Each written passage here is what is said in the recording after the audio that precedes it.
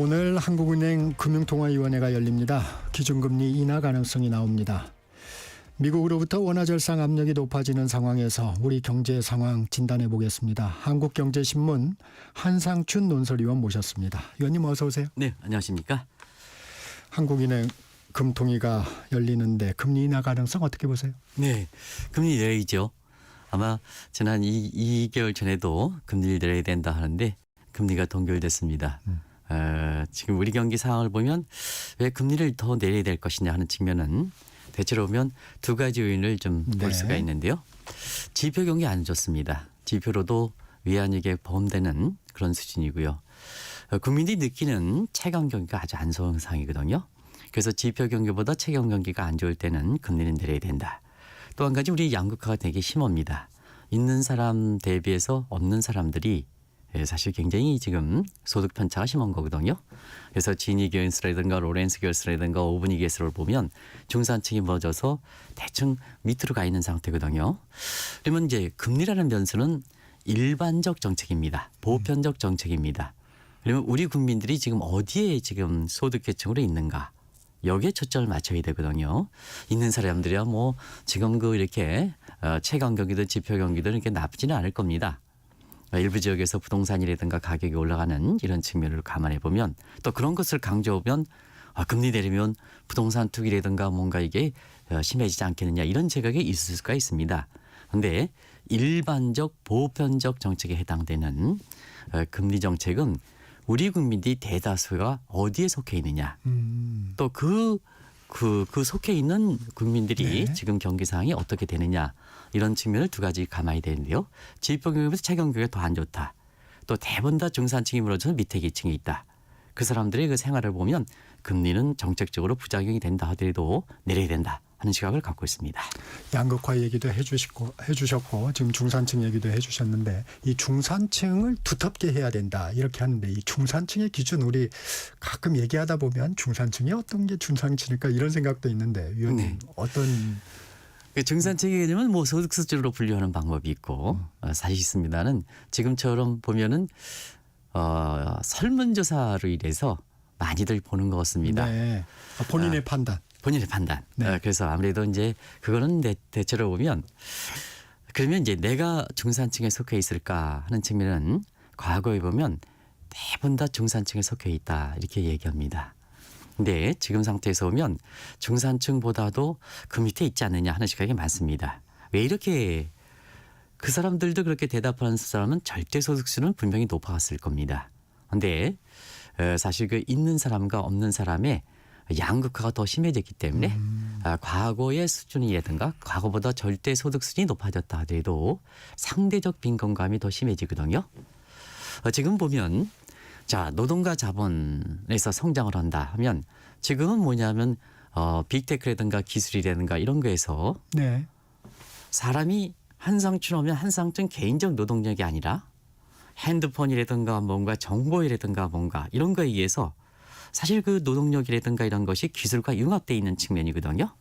그렇기 때문에 사실 이거에서 성장하는 입장에서 보면 중산층의 개념보다도 양극화가 심해질 수밖에 없습니다. 그래서 잘 사는 사람은 스카이로켓팅 하늘 모르고 지금 소득을 가는 데 비해서 볼 사람들은 과거의 단순 노동 가지고는 지금의 산업 구조로 볼 때에는 소득을 벌기 어렵거든요. 그렇기 때문에 상대적 빈곤감 때문에 여론조사에서 중산층이 내가 속해 있습니까? 이렇게 하면 과거보다는 응답률이 중산층에 속해 있다는 응답률이 떨어질 수밖에 없는 게 아닌가 하는 이런 생각이 듭니다.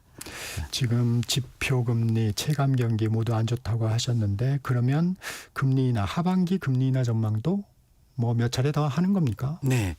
가능한 저는 뭐 계속해서 해야 된다는 주의입니다. 물론 변수는 있습니다. 왜냐하면 우리 것처럼 대외 여건을 보면 사실은 트럼프의 관세 정책 그리고 미국과 중국 간의 이렇게 경제 패권 다툼으로 볼 때는 변수는 있습니다. 그리고 우리 내부적으로 보면 다음 달 초에 신정부가 출범합니다.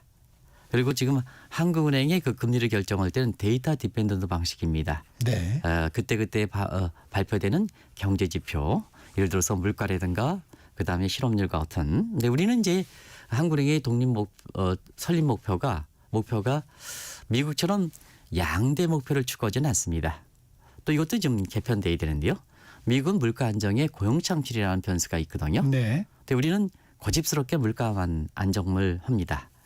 그런 측면에서는 이제 물가가 어떻게 되느냐가 가장 중요하겠습니다는 물가 이외에도 고용 문제, 경기 문제 이런 것을 또 원화의 문제 이런 것을 감안해서 아마 금리를 결정할 거로 이렇게 보이는데 이런 데이터 디펜던트가 어떻게 나오느냐 이런 변수가 있긴 합니다는 한국 경제가 그렇게 사실 지금 이번에 금리를 내려서 고스톱 방식으로 지금 내리면 다음에는 좀 머물겠다 하는 그런 방식의 경제 상황은 아니다 하는 것을 말씀드리겠습니다.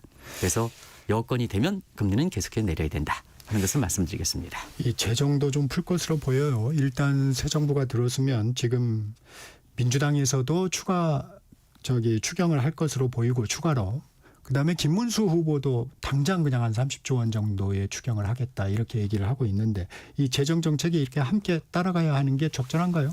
저도 적절하다고 생각합니다. 그만큼 우리 경제 상황을 볼 때는 통화 정책이든 재정 정책이든 정책 여지가 그렇게 많지는 않은 상황입니다. 그래서 통화 정책과 재정 정책 간에 서로 보완적 차원에서 폴리시 믹스 정책 조합이 필요하다 하는 것을 말씀드리는데요. 자, 뭐 여야 후보 관계없이 그래서 재정 지출은 늘려야 된다 하는 측면인데 분명히 그렇습니다. 재정 지출을 늘려도 지출 항목은 조정할 필요가 있다는 것을 꼭 좀 말씀드리겠습니다. 예를 들어서 재정 지출을 늘릴 때 사회 간접 자본을 확충하거나 아니면 첨단 기술을 확보하는 쪽의 지출은 분명히 늘려야 됩니다. 왜냐하면 재정 지출 승수라는 게 있거든요. 그래서 SOC 확충이라든가 이런 데 보면 재정 지출 승수가 한 1.5배 정도 됩니다. 그러면 이건 무슨 뜻이냐면 정부가 어렵게 재정 지출을 늘리면 경기 부양 효과가 100이라 할 때 150이 된다는 얘기입니다. 근데 만약에 재정 지출을 늘린다 하더라도 국민의 표심을 생각해서 복지비를 늘린다 하면 복지비의 재정 지출 승수는 0.5입니다. 그래서 100을 늘릴 때 경기 부양 효과가 50분이 안 된다는 얘기입니다. 그러면 자 적자 국채 발행해서 재정 지출을 증가시킬 때 국가 채무라든가 재정 적자는 늘어가지 않습니까? 이렇게 경제적으로 굉장히 희생을 치르는 상태에서 복지비를 하면 경기 부양 효과가 적다는 얘기거든요. 그런 과정에서 사실 이것이 재정 지출에도 오히려 거꾸로 경기를 침체시킨다. 이게 피스칼 스태그네이션이라는 얘기를 표현합니다. 재정 긴축.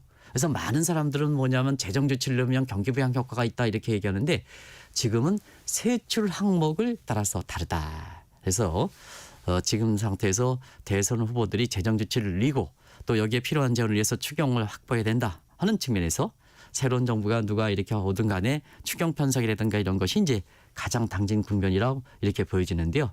그러나 재정 지출의 승수는 항목별로 다르기 때문에 재정 지출 승수 효과가 큰 쪽으로 이렇게 해야 재정 적자라든가 국가 채무의 부담도 줄이면서 또 국민의 세부담도 줄이면서 우리 경기를 살릴 수 있다 하는 것을 꼭 좀 말씀드리겠습니다.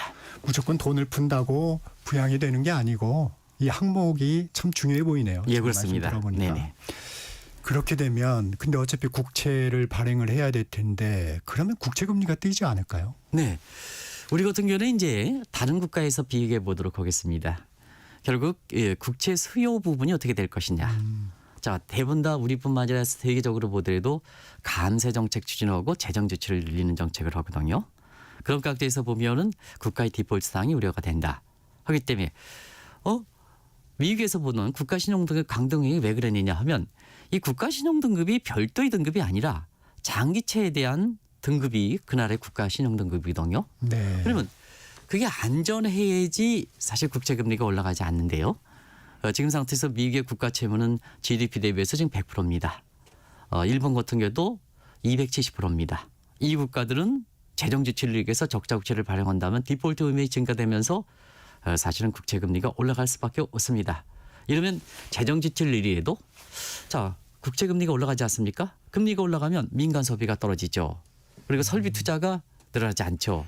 그래서 공공 사이드에서 재정 지출 재원을 할 수 있는 국채를 발행해서 증가한다 한데도 이 금리가 올라가면 민간 수요는 거꾸로 떨어지게 되거든요. 그럼 전체적으로 총수요가 늘어나지 않습니다. 경제 전문적으로 이것을 구축 효과, 크라우딩 아웃 이펙트라는 표현을 쓰는데요. 네. 자, 우리는 어떨까 하는 측면에서는 분명히 국가 채무 증가 속도는 우리가 빠르긴 합니다. 세계에서 뭐 2다 모델 합니다. 근데 그 국가에 비해서는 국가 채무 비율이 50% 정도 됩니다. 즉 한 3% 정도 됩니다. 네. 그러니까 미국의 절반 수준. 일본에 대해서는 5분의 1 정도 수준입니다. 경기 상황이 안 좋다 해서 재정 적자라든가 국가 채무라든가 선진국에서 국채 발행이라든가 금리가 되는 부작용 생각해서 안 되겠습니까? 우리 국민들이 어려운데요. 아직도 우리는 GDP 대비해서 국가 채무를 할 때 재정 저출 여지가 있는데요. 그런 과정에서 보면 최근에 선진국에서 나타나는 국채 발작, 국제 텐트럼, 국제 금리는 우리 입장에서는 그렇게 크게 우려되지 않는다는 측면을 말씀드리고 네. 또 한 가지는 정책적 제도적 측면에서는 우리가 다른 국가에 비해서는 금리 인하 여지가 많습니다. 금리 인하 여지가 많다는 것은 결과적으로 채권 가격과 금리와는 반비례 관계거든요. 그럼 금리 인하가 였다가 높다는 것은 채권 가격이 올라갈 가능성이 있다는 얘기입니다. 채권에 대해서 수요, 투자자들도 이득이 있다는 얘기입니다. 두 번째는 제도적 측면에서는 내년 4월 달에 한국이 세계 채권 지수에 선진국에 편입됩니다. 선진국에 편입되면 그 벤치마크 요율대로 한국의 국채를 사야 되는 의무사항이 생각합니다.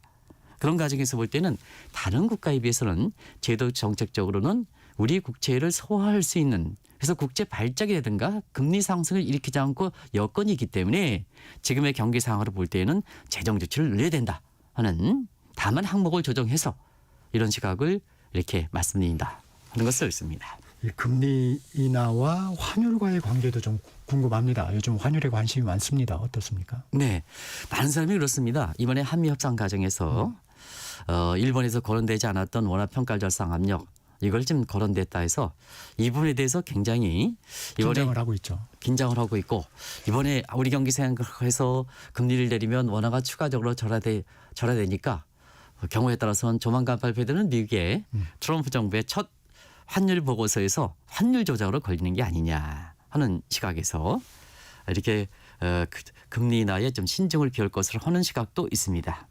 근데 저는 개인적으로 그렇습니다. 미국의 국익과 한국의 국익이 상충될 때 저는 우리 국민입니다. 국수 지지자도 아닙니다. 모든 경제 정책은 우리 국익적 관점에서 해야 된다. 미국과 국익이 상충될 때 우리 국민의 후생 중대라든가 그다음에 우리 국익을 증대를 시키는데 초점을 대야지 미국의 국익이 상충된다. 미국에 따라가야 되겠습니까? 우리 국민들이 이렇게 경제가 어려운데. 그런 시각은 사실 그렇습니다. 그래서 아마 지금 대선 과정에서 왜 국민들을 표하겠습니까? 국민의 후생 증대를 한다 그러지 않습니까? 그래서 일부에서 보면 미국에서 다가가서 미국의 입장을 맞춰줘야 된다. 관세 협상에서도 빨리 가야 된다. 이런 입장은 저는 이전에도 한번 말씀드렸습니다만 자, 미국의 협상 방식은 A게임 방식입니다. 트럼프는 협상안을 갖고 있지 않습니다. 한국에서 가지고 있는 협상안 가지고 자기네 국익적 관점에서 판단하겠다는 얘기입니다. 그래서 한번 방송할 때 자, 서로가 국익을 협상안을 갖고 이렇게 타협을 해서 하면 어그리먼트가 되지만 사실 A게임 방식은 한국에 가져온 일본에 가져오는 것을 판단하는 시각이기 때문에 이건 컨슐테이션이다. 그러면 상대방 패를 주지 않는데 우리가 다가서 우리 패를 줘야 되겠습니까? 미국의 국익을 부합하기 위해서는 한국의 국익을 훼손시키는데요.